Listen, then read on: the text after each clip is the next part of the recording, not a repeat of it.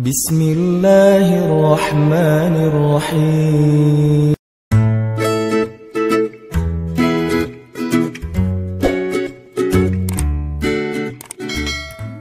Kita akan coba bedah satu hal yang mudah-mudahan jadi motivasi juga buat kita dalam menjalani hidup, sekaligus membangun persepsi tentang kebesaran Allah Subhanahu wa taala. Kalau di posternya mungkin membahas tentang maaf, saya akan coba kembangkan lebih luas sedikit supaya kita punya persepsi dan nanti ujung-ujungnya sebetulnya salah satu goalsnya adalah agar kita bisa memaafkan orang lain. Kita bahas tentang hikmah. Kita bahas tentang hikmah. Apa itu hikmah? Dan kenapa pembahasan hikmah ini penting dan gimana cara menjadi orang yang ahli hikmah. Kalau di dalam Al-Quran, Allah Subhanahu wa taala menyebutkan banyak kata hikmah dan banyak cerita hikmah. Kalau kata hikmah secara jelas salah satunya disebutkan di dalam ayat tentang dakwah. Ud'u ila sabili rabbika bil hikmah. Ajaklah manusia kepada jalan Rabbmu. Ajaklah manusia kepada jalan Allah, kepada agama Allah bil hikmah, dengan cara yang hikmah. Kemudian juga ada ayat tentang Nabi mengajarkan hikmah. Wa yu'allimukumul kitaba wal hikmah.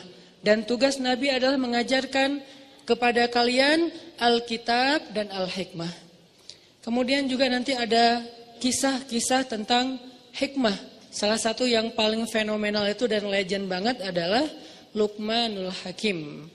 Yang Allah Subhanahu wa taala berikan kepada dia hikmah. Dan Allah juga berikan kepada para anbiya hikmah. Misalnya wa atainahul hukma sabiyya. Kami berikan hikmah kepada Yahya sejak dia masih berusia masih kecil. Sebegitu seringnya kata hikmah disebut di dalam Al-Quran. Kenapa? Apa maksudnya? Terus gimana cara kita mengamalkan kata hikmah ini? Karena kita yakin gak ada satupun diksi Al-Quran itu yang mubazir, yang sia-sia. Walaupun terjemahnya kadang-kadang menurut kita kayak bukan sesuatu yang bold. Kayak misalnya kalau yang bold itu kan tentang kebesaran Allah, Allah Maha Kuasa, Allah apa, kan jelas ya makna yang boldnya nih. Kadang-kadang ada diksi kayak sederhana, perhiasan, yang dulu pernah kita bahas, keindahan, yang kita terjemahin jadi keren. Terus sekarang hikmah. Ini diksi yang bahkan diulang berkali-kali lebih banyak daripada kata jamal. Dan gak mungkin gak penting. Karena Al-Quran setiap hurufnya aja penting. Apalagi satu kata yang terdiri dari sekian banyak huruf.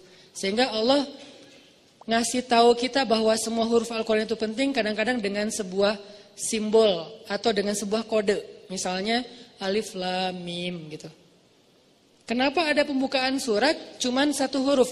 Nun, qaf, shad gitu kan? Atau dua huruf yasin, atau tiga huruf alif lam mim, atau banyak kaf ha ya ain shad. Semuanya huruf, bukan kata. Kenapa Allah buka surat-surat tersebut dengan huruf? Karena Allah pengen ngasih tahu salah satu maknanya, semua huruf Al-Quran itu penting. Sehingga yang kita baca walaupun cuman qaf itu penting. Minimal kalau kita nggak tahu makna lebih dalam, pentingnya apa? Qaf aja kalau kita baca dapat pahala. Coba kalau kita baca yang lain selain Al-Quran, satu huruf nggak akan mengandung pahala, walaupun juga nggak mengandung dosa, biasa aja gitu. Yang biasa aja itu namanya mubah, nggak berpahala, nggak dosa ya, nggak dilarang, nggak disuruh, biasa aja. Kita baca nama seseorang, nama orang penting banget. Udah lengkap dibaca pun belum tentu berpahala kan. Tapi kalau Al-Quran belum lengkap, satu huruf aja udah 10 kebaikan. 10 kebaikan itu Allah nyebutnya, Nabi nyebutnya dengan istilah hasanah. Hasanah itu bukan hanya angka pahala yang menurut kita cuma angka akhirat. Hasanah itu biasanya lebih sering dan lebih identik dengan dunia. Berarti satu huruf kita baca Al-Quran, kita kayak dijanjiin sama Allah dapat 10 kebaikan dalam hidup kita hari itu. Misalnya pagi-pagi, qaf, udah 10 loh. Besok Nun. Lo ngapain sih? Cari berkah. Jadi cuma satu huruf doang. Kebayang satu huruf aja bisa sekeren itu gitu. Apalagi satu kata, kalimat, ayat, surat, juz, dan khatam. Ini dahsyat banget. Ini kayak kode dari Allah. Baca Quran itu gak sia-sia teman-teman. Kita nggak bisa baca fasih aja dapat pahala yang utuh. Apalagi fasih maka dilipat menjadi 10 kali lipat. Beda banget dengan kita baca yang lain. Walaupun membaca yang lain itu insya Allah kadang beberapa hal masih bermanfaat. Kayak baca buku atau baca majalah. Baca WA, baca grup, baca caption orang di sosial media. Baca komen mantan. Ya mungkin dia komennya motivasi, aku udah halal nih, kamu kapan gitu kan? Saya jadi kayak motivasi gitu kan. Itu kan motivasi juga dan kadang lebih greget loh kalau dimotivasi mantan ya. Kayak pengen duluan, siapa duluan yang sukses gitu kan. Terus sudah sukses pengen bikin dia nyesel kan gitu. Niatnya dari awal udah gak benar. Oke, kita belajar tentang hikmah. Apa sih arti hikmah? Banyak, karena bahasa Arab ini punya makna yang sangat beraneka macam dan luas banget. Tapi salah satu arti hikmah yang sering banget diulang-ulang oleh ulama adalah hikmah itu kayak akibat, dampak. Dan by the way, akibat itu juga bahasa Arab, akibah. Wal akibatu lil muttaqin. Artinya apa? Akibat atau kesudahan hasil yang baik itu adalah hak orang yang bertakwa kata Allah. Wal akibatul muttaqin. Akibat artinya kayak hasil yang baik adalah hak bagi orang yang bertakwa. Itu sama kayak Allah berjanji, wa may yattaqillah yaj'al lahu makhraja wa yarzuqhu min haitsu la yahtasib. Wa may yattaqillah yaj'al lahu min amrihi yusra. Wa may yattaqillah yukaffir anhu sayyi'atihi wa yu'zim lahu ajra. Siapa yang bertakwa kepada Allah, Allah kasih jalan keluar. Siapa yang bertakwa kepada Allah, Allah kasih surprise, kejutan. Siapa yang bertakwa kepada Allah, Allah kasih kemudahan.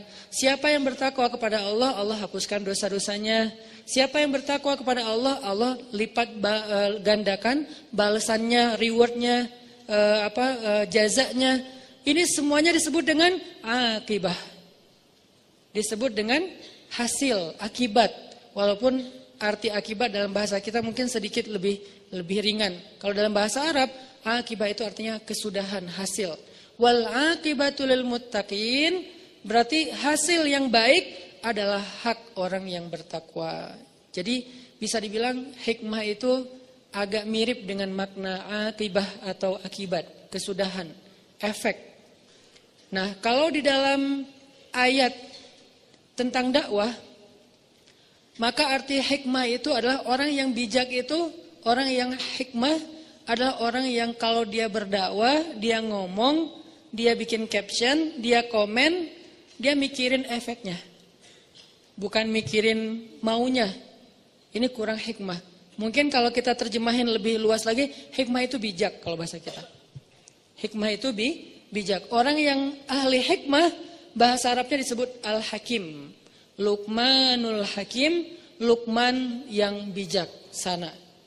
Berarti orang yang bijak itu adalah ketika berdakwah, dia mikirin efek dari caption saya ini apa? Efek dari komen saya ini apa? Efek dari cara ngomong saya, sikap saya, program saya atau apapun yang kita rencanain itu apa? Terhadap dakwah. Ini namanya orang yang ud'u ila sabili rabbika bil hikmah. Bukan cuman pengen mengekspresikan maunya dia. Ini kurang bijak nih. Misalnya lagi ngejos kan, ngomong aja terserah dia mau terima atau enggak. Nah, ini enggak mikirin efek.